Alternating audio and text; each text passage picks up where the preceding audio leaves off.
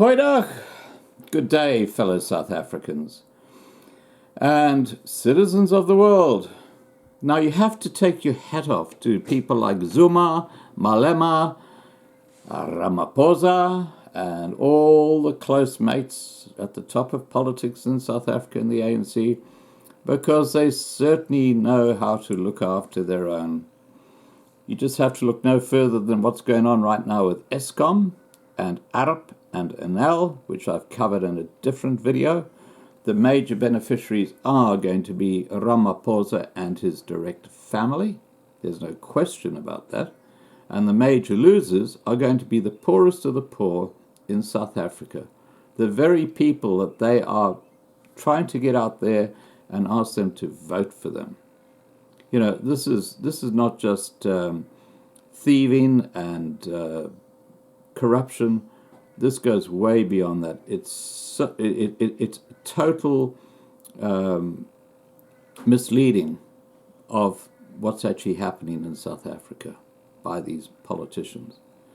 You know, they just got their head so deep in the trough, taking taxpayers' money, you won't believe it. Now, I know this article's dated. Okay, it's about 2.5 years old, but it is very, very interesting, because what these politicians like Ramaphosa and Zuma and Malema are doing is they're getting money offshore. So when things go really pear-shaped in South Africa, they can just get on a plane and fly off and look after Plan B. Okay, I'll read to you an article which is from Fin24, and it's dated the 21st of September 2016. As I said, it's quite an old article, but it's very relevant because it demonstrates how people like Cyril Ramaphosa are moving assets offshore. Because they're not going to stay stuck in the shithole when things get bad. They've got somewhere else in the world where they'll have a beautiful home, they'll have lots of money, and they'll just forget about what's going on in South Africa. That's the nature of the beast when it comes to the ANC politicians and the EFF politicians. Okay, here's the article. Cape Town. McDonald South Africa confirmed on Tuesday that there was a process underway to replace Deputy President Cyril Ramaphosa as a current development licensee of the fast foods chain operations in South Africa. The potential purchaser, MSA Holdings, is a company based in the United Arab Emirates, the group said in a statement. And guess what? When they buy out the company, the money from the sale ain't coming to South Africa. It's going to stay over there. I would put money on that right now. Ramaphosa's sale of the McDonald South Africa is in line with a previous statement he made, saying he would undertake a review of his business interests. The proposed transaction, McDonald said, has recently been approved by the Competition Commission, and we can confirm that MSA Holdings is not currently involved in the restaurant business. Now, why wouldn't it be approved? You know, if it had been someone who the ANC didn't like, it would have been, no way, not going to happen. But it's Cyril Ramaphosa, so it's kind of, you know, got the green light before you even put the application in.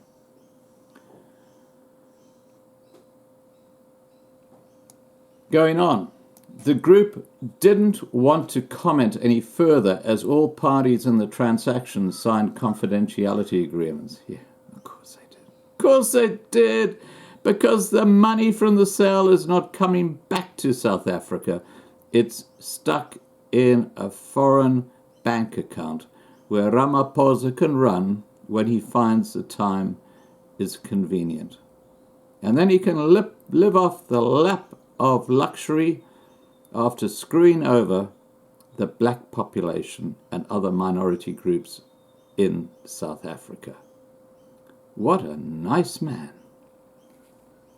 In March 2011, Ramaphosa, who is the founder of the Shanduka Group, received a 20-year agreement to run 145 McDonald restaurants in South Africa, Under the agreement, Ramaphosa owned all McDonald's assets in South Africa, including the property. Now, if you know anything about McDonald's, the whole basis of the McDonald's franchise is finding a very, very prime position where they put up a restaurant. And it's the asset in the property that is actually 90% of the asset in the company, because that position, the property, is what it's all about with McDonald's. And if you don't believe me, go and look up at how McDonald's works. Shortly after the national government elections in May 2014, Ramaphosa announced he was divesting from Shanduka to free him up to fulfill his responsibilities as deputy president without the possibility of a conflict of interest. His family interests were to be held by blind trusts. Ramaphosa subsequently entered into an agreement whereby the Pembani Group, led by entrepreneur it's not a Fukumani, okay? This is a Futuma Eleko, as well as Ramaphosa's family trust, Jalele Limited, and Standard Bank, amongst others, combined their interests and created a new black-controlled natural resources and industrial holding group. Now, I've got an earlier video where you'll see that Ramaphosa still holds a 30% interest in the Shanduka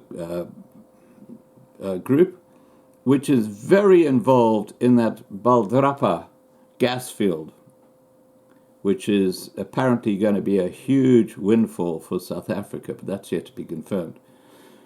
Ramaphosa subsequently entered into an agreement whereby the Pembani Group, led by entrepreneur Futuma Nakelo, as well as Ramaphosa's family trust, Jadete Limited, and Standard Bank, amongst others, combined their interests, form a new black-controlled natural resources and their industrial group holding. Ramaphosa's spokesman, Ronnie Mamupa, told Fin24 by phone that since Ramaphosa announced his intention to dispose the bulk of his interests, he was no longer in a position to comment on these transactions. How convenient. You know, this guy is divesting from South Africa, moving all his crap offshore because he's not stupid. He's cleaning out the cupboards and he's preparing to move overseas. Believe me. Now, please remember to subscribe to be kept informed, and I hope you're having a good day. Bye for now.